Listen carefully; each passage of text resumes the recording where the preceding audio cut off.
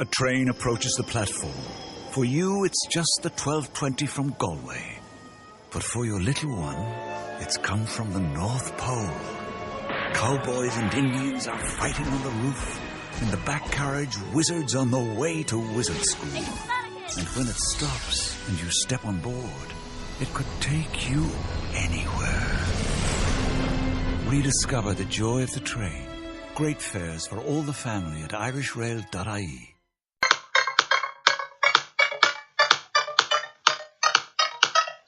Welcome to the Empowerment Hour, a podcast dedicated to the woman ready to take charge of her life, live in her purpose, and be unapologetically authentic. I am your host, Nancy Ruffin, award-winning author, proud wife and mother, and committed empowerment specialist. As the self-proclaimed Latina Oprah and mompreneur, I am obsessed with seeing women live up to their fullest potential.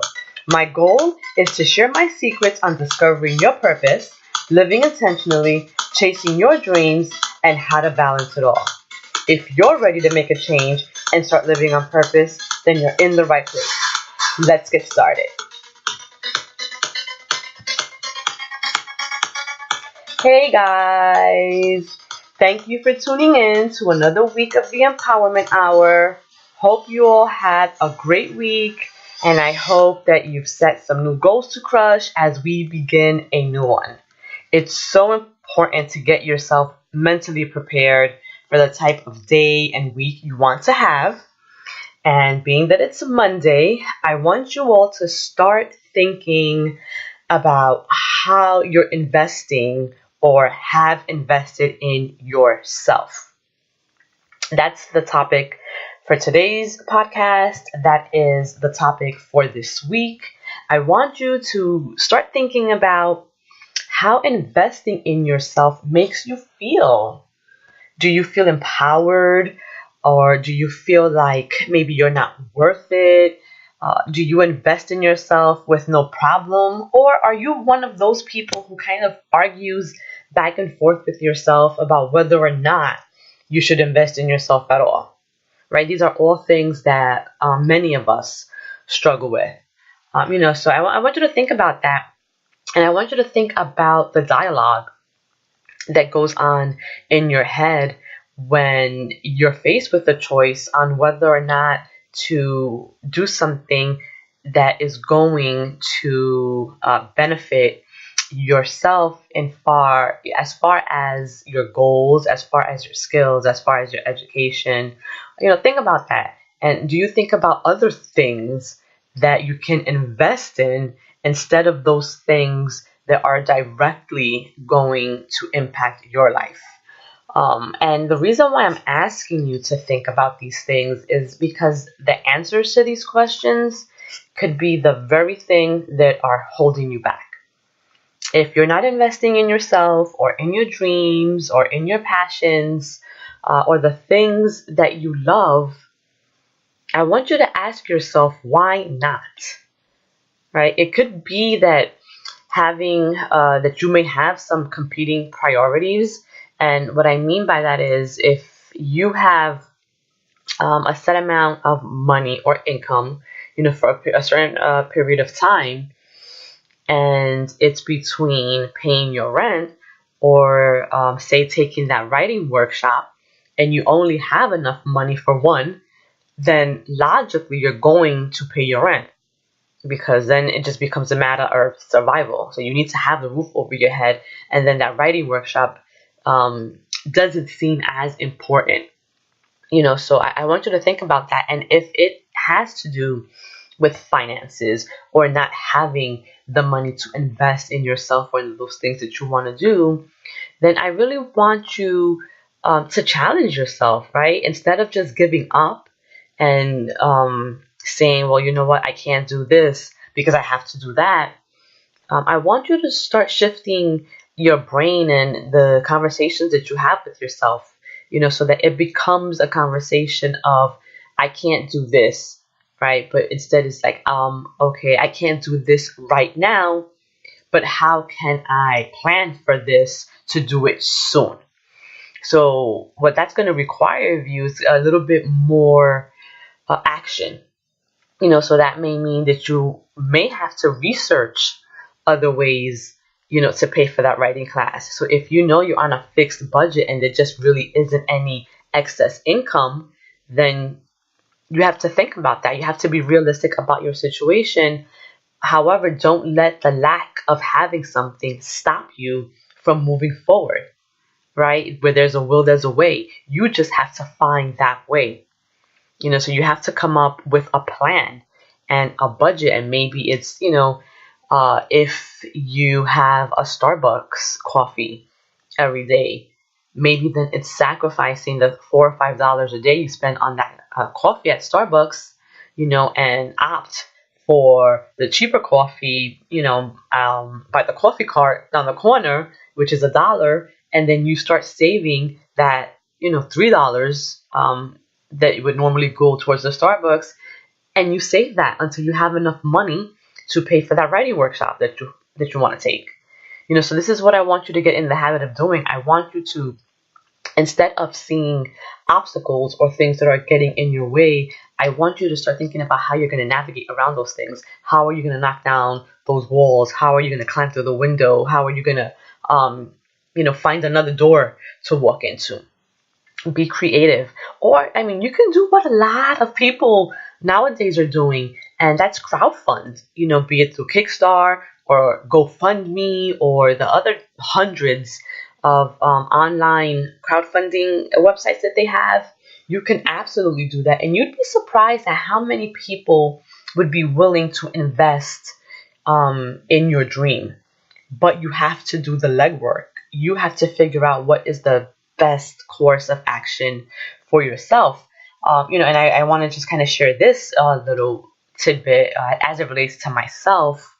For those of you who have been following me in my work for a while, I've partnered up with this elementary school, this Catholic school in the Bronx, Christ the King. And when I started working with them, they had been inspired to write poems based off of one of my poems that I had written. And this was done by one of the substitute teachers there who happened to be my friend. And when she let me know that this was what the students were doing, I really wanted to get involved with them. And so what I decided was that I would take all of their work, all of the poems that they had written, and I would combine it into a book, into an anthology, and I would have it printed so that I could give it to them at the end of the school year, and they could have a physical copy in a book form of the poem that they wrote. Now, the first year that I worked with them, I paid for the publication of the book out of my own pocket. The second year I worked with them, I wasn't able to come out of pocket myself, to provide this for them. However, I still wanted to give them a book. I still saw the value in that. And so what I did was I created a Fundly account, and that was, one of these crowdfunding campaigns, and I was able to raise the money that was necessary to put the books together, to pay for the graphic artist who created the book cover, and to actually get them printed. So if I were another type of person, I would have just given up and said, well, you know what? I don't have the money this year, so screw it. I can't give these kids, this book at the end of the term. That's not how I'm made up, So my thing is, well, if I can't do it this way, I need to figure out another way to get this done. And that was what I did. And so this is the type of thinking I want you all to start getting in the habit of doing.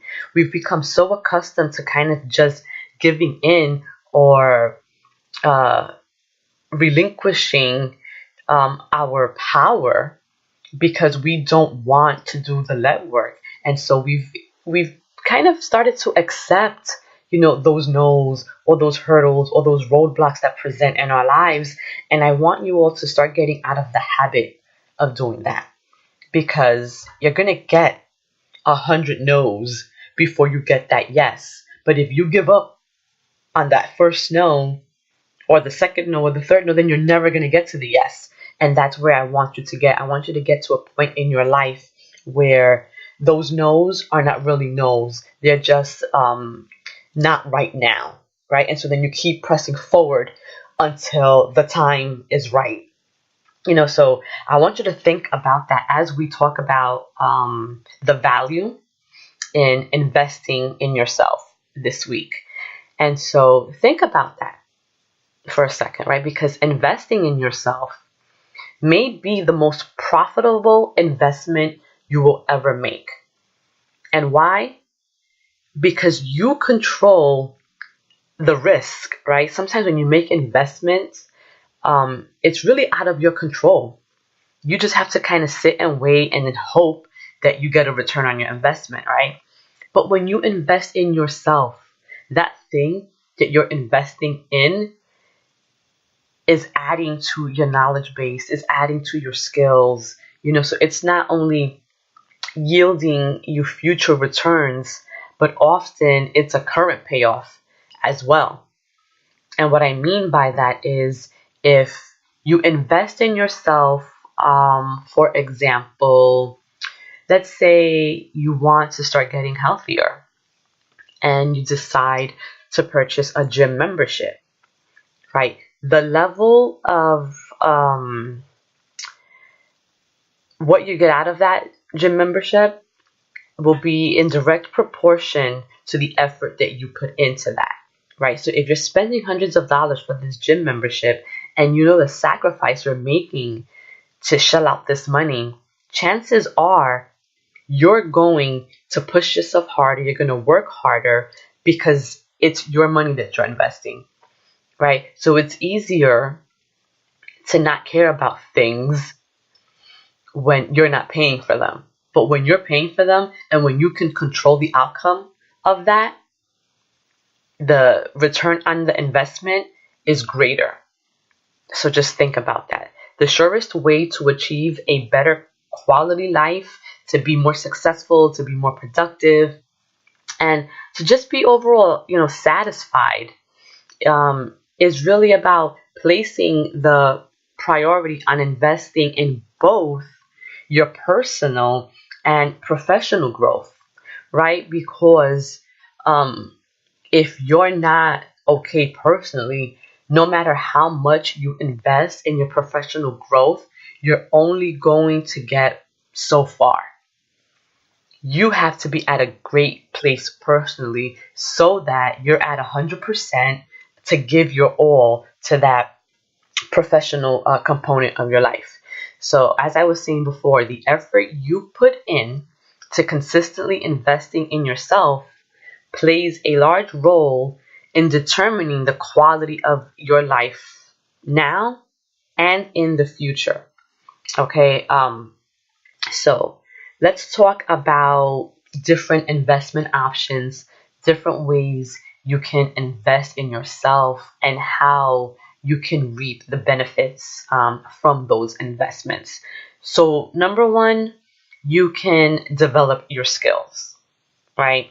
And this is a really broad topic because improving your skills doesn't always mean investing in higher education, though that's definitely an option. And, depending on where you are in your professional growth and in your career and in the path that you want to take, then that may be the best option for you, right? But just understand that that's not the only option. You also have the options of investing in your own knowledge and skills. And what I mean by that is if you're a creative, for example, like an artist, and you want to kind of improve your technique, and you want to really hone those skills, then you may invest in taking some sort of art class, right?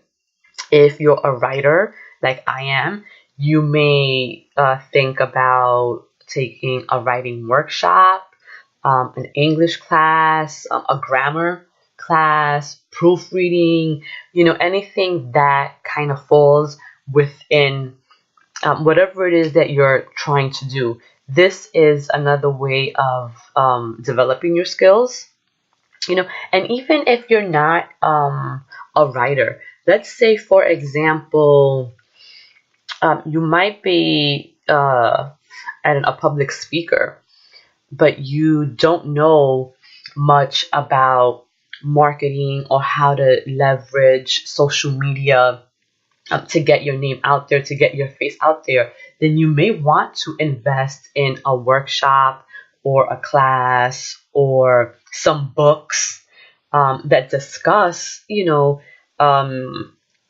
expanding your social media presence. Right? So there's so many ways you can just develop your own skills that will provide a direct value to the work that you're trying to do. So I want you to really understand that expanding your level of knowledge and skill isn't limited to the business arena and relation to the direct work that you do, right? It can actually be a little bit broader and expand beyond what the work that you do is, but also have a direct impact on that work. So let me recap that. So for example, if me as a writer, the best way to get my stuff out there clearly is to write, because I need people to be able to read my stuff, and see who I am. But also it's about establishing connection with my readers and with my audience.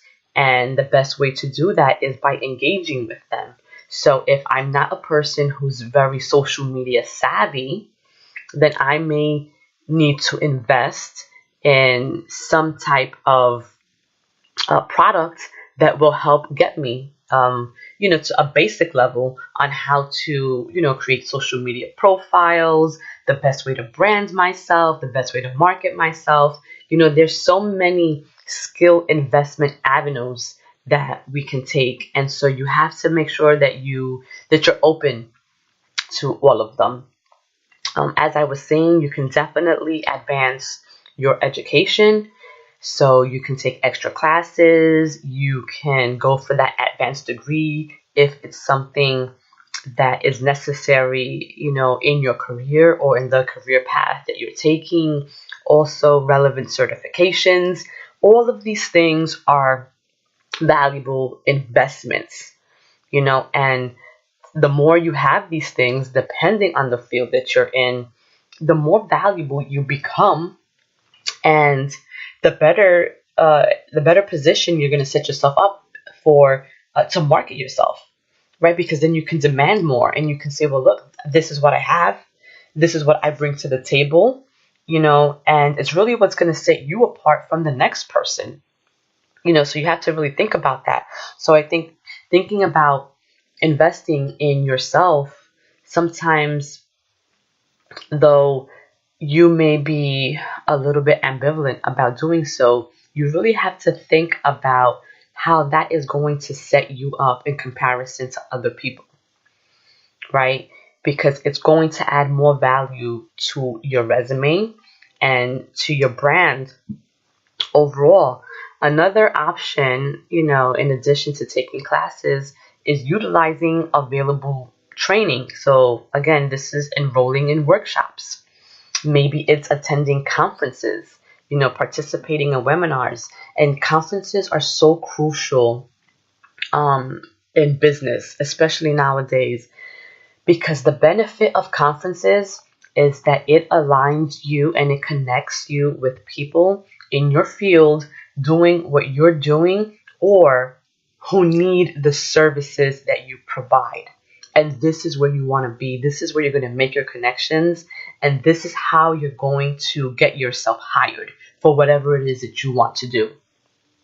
You have to get into the room where the people who need your services are. And then once you're in there, you have to work your magic. You shoot off your resume, everything that you've done, the certifications that you have, your qualifications, your credentials, everything that you've invested in yourself up until this point. That's how investing in yourself increases your value. It's expanding your knowledge. It's almost increasing your net worth in an intangible way, right? But that intangibility can turn into tangible money once you're the go-to person and you're the person that people are looking for to hire. So you have to think about that. So although you might be making a small investment on yourself right now, in the long run, it's going to be a huge, huge, huge payoff. Another way that you can invest in yourself is explore your creative side, right? A lot of times, when you're so focused on the business, you don't allow your creativity to kind of shine through. And sometimes the greatest ideas for business may come to you when you're engaging in a creative activity. There's a fountain of creativity within most of us that has never been tapped or just hasn't been used for whatever reason because we don't allow ourselves to get into that creative space. And even if we have not allowed ourselves to use it to its highest potential. So what we need to start doing is unearthing that creativity, and we have to hone in on whatever our creative side, right, and what we're most passionate about creatively. So creativity in any form helps us to grow personally and professionally, and it helps us to view problems and solutions in different ways. And what that does is that it allows us to utilize other parts of our mind that may have been previously untapped.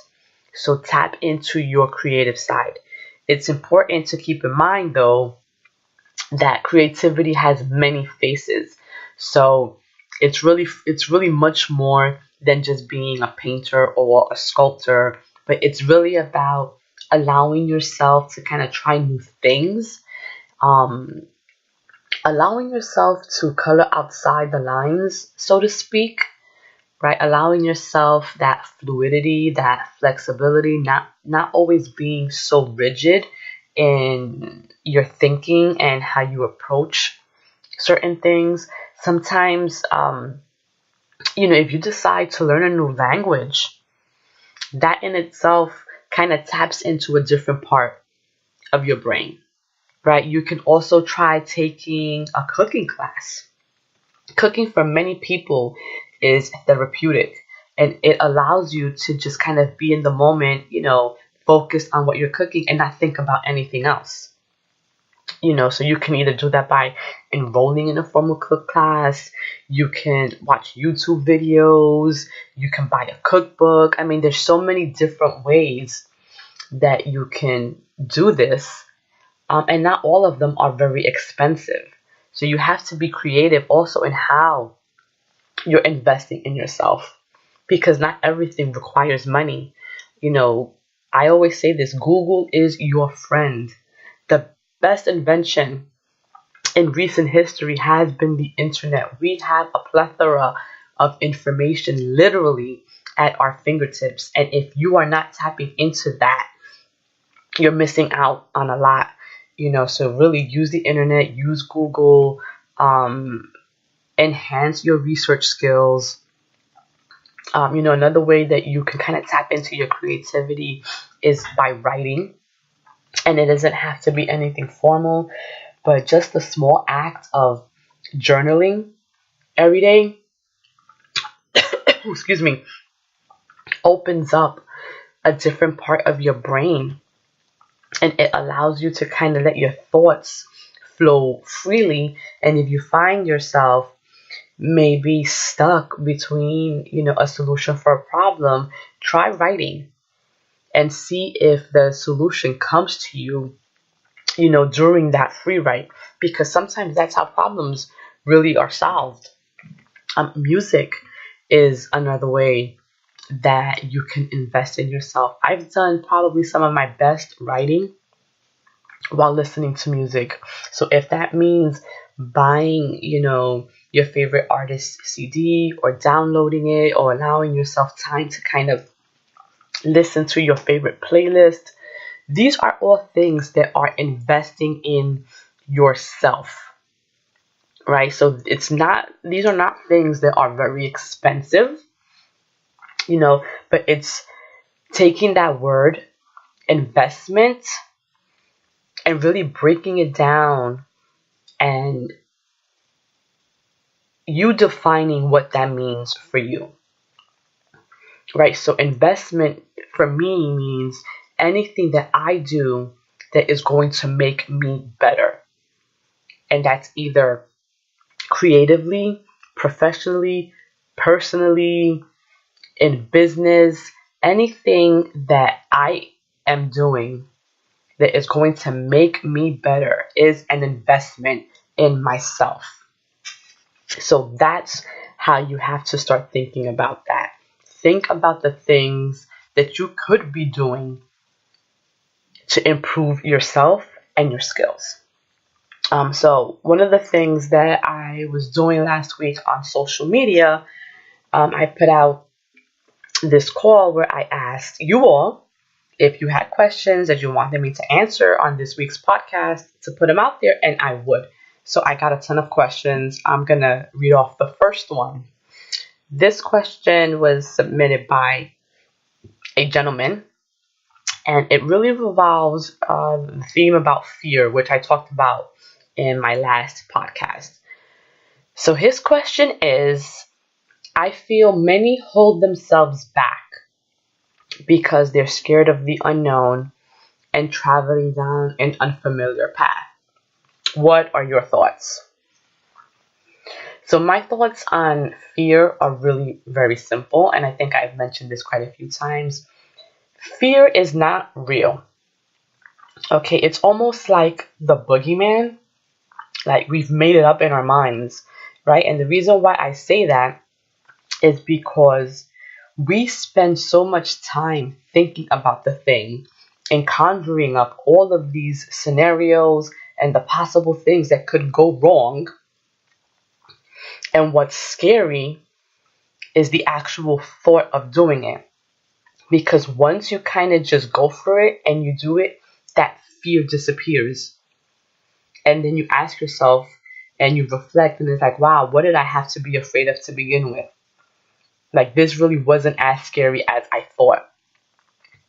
So to answer this question, I think the only way to kind of overcome the fear, you just have to do it. You have to not think about it so much and just kind of go for it. Because the more you think about it, the more you analyze it, the more you're going to talk yourself out of it. And you're going to create scenarios that will probably never happen. And then it sucks that you've never done it or that you're not trying it because of these things that will probably never happen to begin with. So just go for it.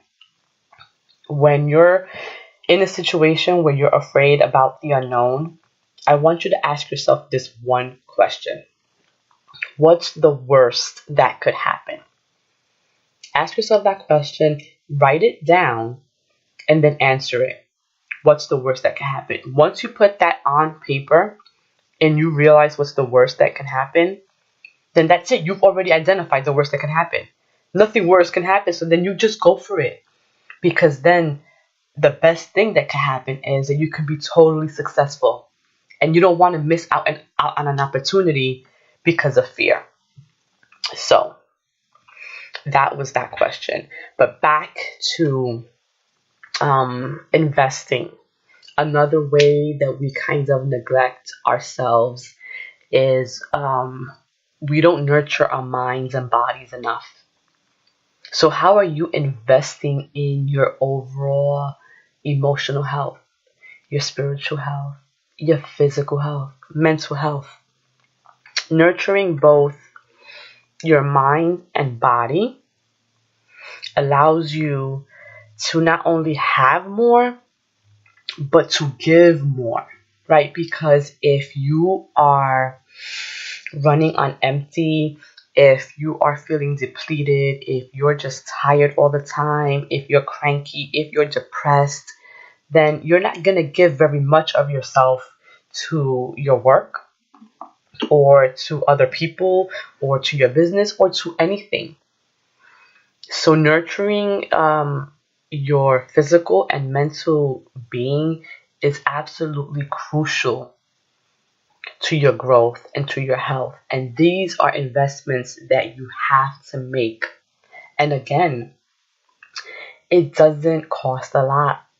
Investing in your spiritual, being is could be something as small as meditation, something as small as prayer, taking time to just read, taking a few minutes out of your day to reflect on your day, to reflect on the things you're grateful for, thankful for, counting your blessings, right? You take that time just to do those things, and you'd be amazed at how you're filling your spirit up.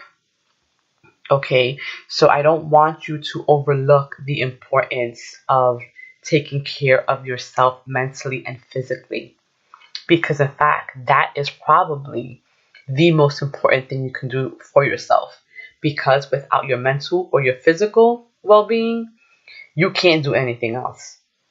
So you have to make sure that those things are 100% intact. Uh, don't be afraid to expand your mind, right? Be an eager learner. Be someone who's enthusiastic about learning, learning new things and keeping your mind active, even in simple ways, even if it's just trying to find more efficient ways to do some of the things you're doing now, right? But constantly challenge yourself to kind of be thinking about things, right? They say that an idle mind is the devil's playground. So you want to constantly uh, challenge yourself. Another great way to invest in yourself is reading. There's so much knowledge to be gained just by reading. It doesn't even have to be formal books, but reading, people's stories and learning about how people have overcome certain situations, or identifying or seeing where people kind of relate in parallel to your own story. There's so much knowledge to be gained in books, and one of the other questions that I actually got this week was from a young lady, and she really wanted to know what books I've read or workshops I've taken that have really impacted me. And I have to say that I am really big on self-help books, and new age type of books and things that are really focused on personal development. So for me, one of the books that I absolutely love and live by and recommend to everyone who asks is by Dr. Wayne Dyer, and it's Wishes Fulfilled. And this book, it starts off pretty slow, but once you kind of get past the first 50 pages, it's really such a wonderful book on showing you the power of the mind and the power of your thoughts, and how you can actually create the life that you want by simply shifting the way you look at the world. It's probably the book that has had the most influence on me and the direction that my life has taken within the last 5 years. Some other books that I love and have also been life changing for me, and I think this one is probably one of the more popular ones. The Alchemist, by Paulo Coelho. He's a Brazilian author. Another book by him that I love is Aleph. The Four Agreements by Don Miguel Ruiz, one of my absolute favorite books. Also, As a Man Thinketh by James Allen.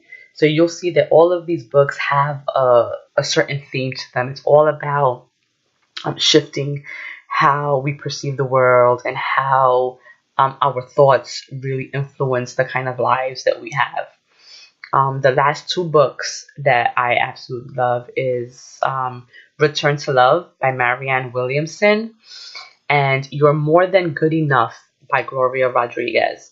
And this book is great because for those of you who may struggle with meditation, she actually has little exercises at the end of each chapter that kind of help you through that. They're like mini guided meditations, and she kind of walks you through the entire process. So it's really, really good for those of you who may struggle with meditation, don't know how to start, or what it, or if you're even doing it right. It's a great guide. And it's such a great, the message is so good because I think that many of us have struggled with that feeling of not being good enough, and that is what the message of that book is reminding us that we are, despite what we've been telling ourselves, for all this time. Now, as far as writing workshops that I've taken, and that have changed how I write or have influenced how I write, there's VONA. It's the Voices of Our Nation's Arts Writers Program. It's a 1 week residency, usually in the summer. For the past few years, well, when I attended, it was held at UC Berkeley, California. Last year, it was held at the University of Miami. And this year is being held at the University of Pennsylvania. And I believe that the deadline to apply for this is March 15th. They require that you submit a manuscript of your work. But it's great because, one, it's the only workshop for writers of color in the country. It was founded and started by Pulitzer Prize-winning author Junot Diaz, along with Elmaz Abinader, D.M. Jones, and Victor Cruz. And what I love about VONA is that they offer about 9 different disciplines, I want to say. So there's a workshop for poetry, there's a workshop for fiction, there's a workshop for nonfiction, there's residencies for memoir, for travel writing, for graphic novel. Like there's just a whole bunch of different things that you can apply for. And it was probably the workshop that just changed everything that I thought about writing. I recommend it to every single writer of color. If you haven't heard about it, please Google it, do your research, and apply. Another workshop that I took a couple of years ago was Cave Canem. They cater mostly to poetry, but what's great about them is that a lot of their workshops are free. They do offer a fellowship, and I believe it's a month long. I'm not really sure because I haven't taken the fellowship, but I have taken the workshops. But some of the best poets have come out of there. And some of the best poets are the facilitators to these workshops. So if you're a poet, this is a workshop you want to get yourself into. Another workshop is Writing Our Lives. That's facilitated by Vanessa Martyr. She's a memoir writer. She's phenomenal. She will really make you dig in to the story you've been wanting to write but have been hiding from. This is the one that's going to get it out of you. So if you're into personal essays, memoir writing, this is the class you want to take. Then there's Writing from the Womb, facilitated by Alicia Annabel Santos from the New York City Latina Writers Group. Then there's also the Pink Door Women's Writing Retreat. That was founded by poet Rachel McKibbins.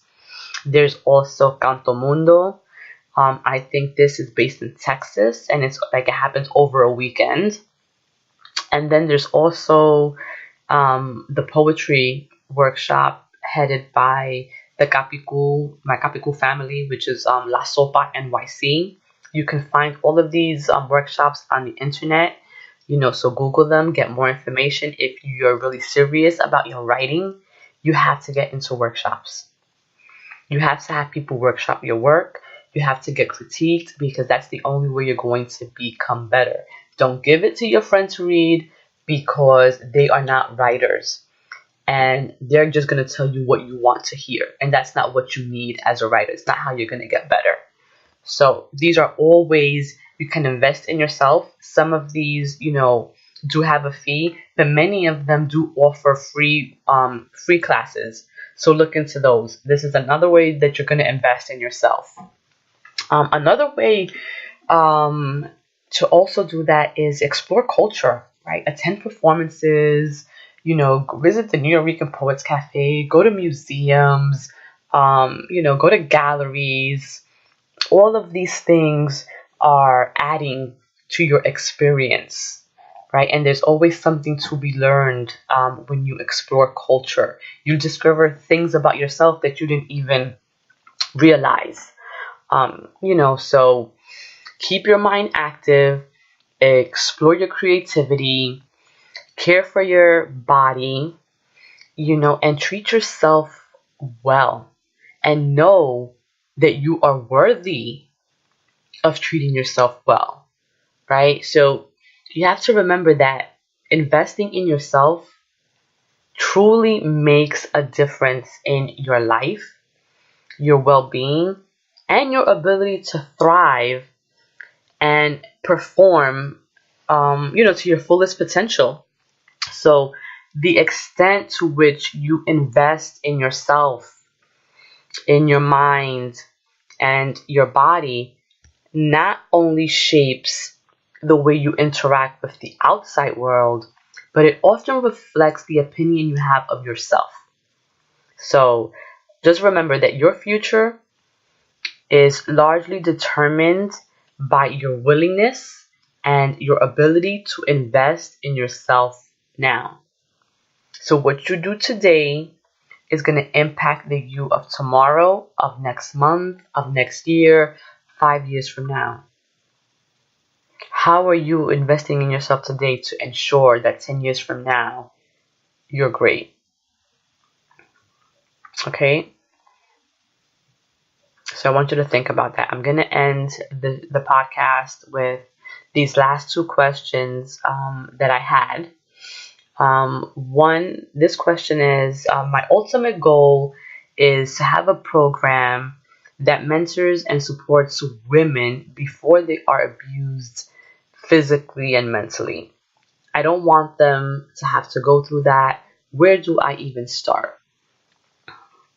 Okay, so I'm I'm not 100% sure where this is stemming from. And when they say abused physically and mentally, there's so many ways that can happen for a woman. So I'm going to try to give a broad answer because I don't know if this abuse is coming from a relationship, with a partner, if this is something that's coming as a result of the parents. I'm not sure. But if you want to establish a program that mentors or supports women, I think you have to start before they become women, right? Because if you wait until they're women, then chances are somewhere along the road or along their journey, there's just too much opportunity for the abuse to have already happened, right? So you want to get involved in your community with programs that are youth based, that are focused on empowering young girls, helping them to identify the signs of abuse, helping them to develop their self-worth, their self-esteem, right? Because if you feel great about who you are and if you're confident about who you are, it's less likely you're going to allow anyone to abuse you. So if they notice a pattern of abuse, if you're confident with who you are and you love yourself and you have a positive self-esteem, then you're going to get out of that relationship sooner than later, as opposed to someone who may not have a really high perception of themselves, who may have low self-esteem, and they don't know how to get out, and so they'll stay there and they'll deal with the abuse.